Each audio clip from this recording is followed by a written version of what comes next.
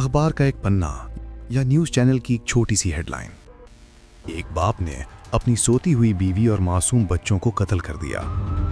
ये ऐसी खबरें हैं जो हम रोज़ सुनते हैं। सुनकर एक आम इंसान का दिमाग थोड़ी देर के लिए सुन्न हो जाता है। हम सोचते हैं कि एक आम सा इंसान जो सुबह अपने बच्चों को स्कूल छोड़कर आता था, जो उनके लिए खिलौने खरीदता था, वो अचानक रात के अंधेरे में इतना बड़ा दरिंदा कैसे बन गया? क्या ये सिर्फ कोई ज़हनी बीमारी है, ये डिप्रेशन का नतीजा है, या फिर इसके पीछे कोई ऐसी अनसीन फोर्स यानी ना नज़र आने वाली ताकत है जो हमारे ही दिमाग के साथ, हमारे ही ख्यालात में घुसकर एक बहुत ही भयानक खेल खेल रही है? द इस्लाम एंड रीज़न में खुश आमदीद। आज हम सिर्फ ऊपर ऊपर की बातें नहीं करेंगे। आज हम इस्लामी तारीख और जदीद नफ्सियात की रोशनी में इस ना नज़र आने वाले दुश्मन का मुकम्मल पोस्टमार्टम करेंगे जिसे हम शैतान कहते हैं। आज हम जानेंगे कि शैतान आखिर वजूद में कैसे आया, उसने पहली बगावत क्यों की, और सबसे अहम सवाल, आज के इस मॉडर्न दौर में वो हमारे दिमाग को हाईजैक करके हमसे ऐसी हरकतें कैसे करवाता है जिस पर बाद में इंसान खुद हैरान होता है।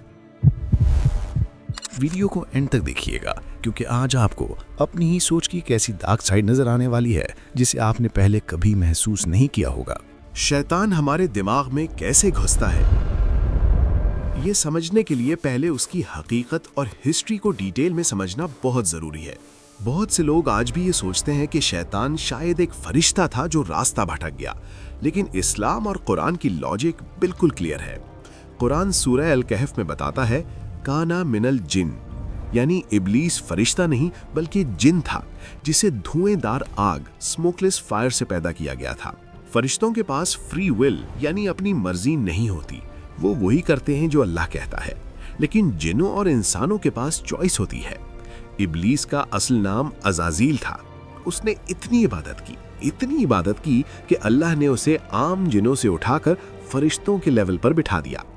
वो मुअल्लिमुल मलकूत, फरिश्तों का उस्ताद कहलाने लगा। सब कुछ परफेक्ट चल रहा था जब तक एक टेस्ट नहीं आया। फिर अल्लाह ने फरिश्तों में ऐलान किया कि मैं ज़मीन पर अपना खलीफा यानी इंसान बनाने वाला हूँ। हदीस और इस्लामी रवायात कहती हैं कि जब हज़रत आदम अलैहिस्सलाम का पुतला जन्नत में बनकर तैयार हुआ और अभी उसमें रूह नहीं फूकी गई थी, तो इब्लीस इस पुतले के इर्द गिर्द घूमता था। वो इस खोखली मिट्टी को बजाकर देखता था और अंदर से खौफजदा भी था और हैरान भी कि ये क्या चीज़ है। और फिर वक्त आया इस टेस्ट का। अल्लाह ने सबको हुक्म दिया कि आदम को सजदा करो। सब फरिश्ते झुक गए, लेकिन इब्लीस खड़ा रहा। क्यों? यहाँ इब्लीस ने लॉजिक और रीजन का गलत इस्तेमाल किया। उसने कहा, मैं आग से बना हूं और ये मिट्टी से। आग हमेशा ऊपर की तरफ जाती है, मिट्टी हमेशा नीचे गिरती है। मैं इससे बेहतर हूं, मैं इसे सजदा कैसे करूं? ये इस कायनात का पहला एहसास बर्तरी, सुपीरियरिटी कॉम्प्लेक्स, पहली अना, ईगो और पहली नस्ल परस्ती थी। इब्लीस ने मिट्टी और आग को तो देखा, लेकिन उसने उस जात को नहीं देखा जो सजदा करने का हुक्म दे रही थी। और यही वो लम्हा था जब इब्लीस मुकद्दस अज़ाज़ील से गिरकर मरदूद शैतान बन गया। जब अल्लाह ने उसे जन्नत से निकाल दिया तो शैतान ने माफ़ी मांगने के बजाय ईगो में आकर अल्लाह से एक चैलेंज किया।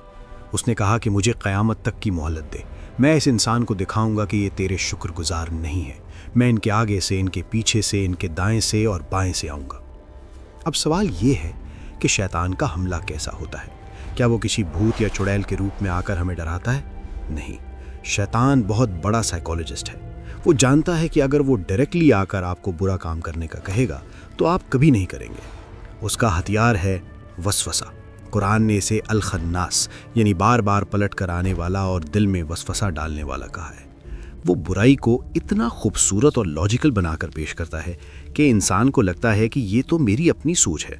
वो अचानक कत्ल का नहीं कहता, वो पहले शक डालता है, फिर हसद पैदा करता है, फिर गुस्से को भड़काता है।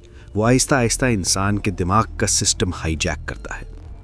यहाँ एक बहुत डीप लॉजिकल सवाल पैदा होता है जो अक्सर लोग पूछते हैं। हदीस में आता है कि रमज़ान के महीने में शयातीन यानी मरदूद जिन कैद कर दिए जाते हैं।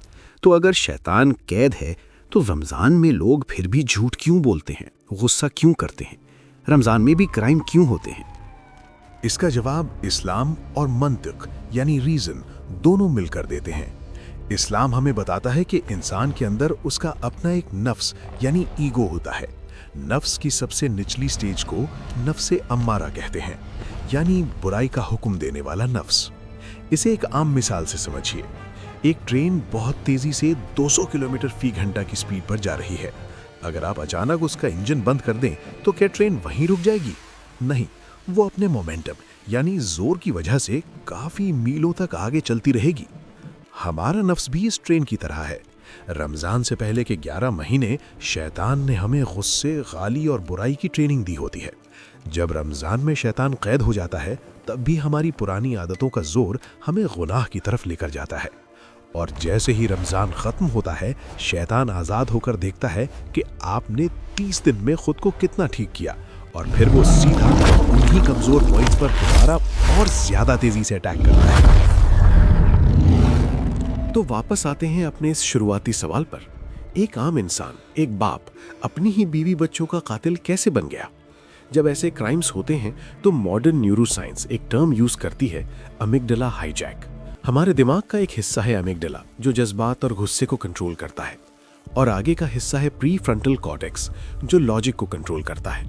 शैतान इस बाप के दिमाग में स्टेप बाय स्टेप ग्रूमिंग करता है। पहले पैसों की टेंशन का डर डालेगा, फिर शक पैदा करेगा।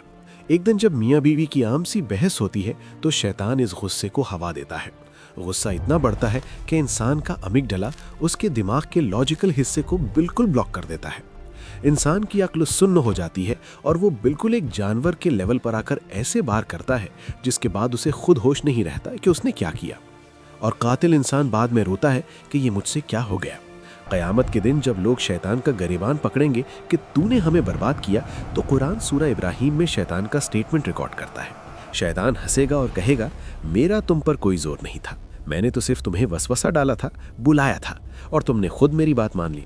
तो आज मुझे मलामत ना करो, बल्कि खुद अपने आप को मलामत करो। ये आयत इंसान की अक्ल झंझोड़ने के लिए काफ़ी है। शैतान सिर्फ चिंगारी दिखाता है, दिलों में आग हम खुद लगाते हैं। तो इस ना नजर आने वाले इस पावरफुल दुश्मन से बचने का तरीका क्या है? इस्लाम और लॉजिक के पास इसका एक बहुत डीप सॉल्यूशन है। पहला और सबसे बड़ा डिफेंस है होश, माइंडफुलनेस। जब भी आपको शदीद गुस्सा आए तो 1 सेकंड के लिए रुकें और सोचें कि ये मेरी अपनी आवाज़ नहीं, ये उस अज़ली दुश्मन की आवाज़ है। नबी करीम सल्लल्लाहु अलैहि वसल्लम का इरशाद है, गुस्सा शैतान की तरफ से है और शैतान आग से पैदा किया गया है। आग पानी से बुझती है, इसलिए जब तुम में से किसी को गुस्सा आए तो वुज़ू कर ले। मॉडर्न साइंस भी आज यही कहती है कि गुस्से की हालत में चेहरे पर ठंडा पानी डालने से नर्वस सिस्टम रीसेट हो जाता है और हार्ट रेट नॉर्मल हो जाता है। शैतान हमारे बाहर नहीं, हमारे अंदर की कमजोरियों, लालच, ईगो, गुस्से पर खेलता है। जब आप आऊज़ु बिल्लाहि मिनश शैतानिर रजीम पढ़ते हैं तो आप लॉजिकली अपने दिमाग को रोकते हैं और एक सबसे बड़ी ताकत अल्लाह की हिफाजत में चले जाते हैं। आपको क्या लगता है आज के इस मोबाइल और सोशल मीडिया के दौर में शैतान का सबसे बड़ा हथियार क्या बन चुका है? अपनी लॉजिकल राय कमेंट्स में जरूर शेयर करें। अगर आप दीन को इस तरह गहराई और अक्ल के साथ समझना चाहते हैं तो दी इस्लाम एंड रीजन को सब्सक्राइब जरूर कीजिएगा। अपना बहुत ख्याल रखें। अल्लाह हाफिज।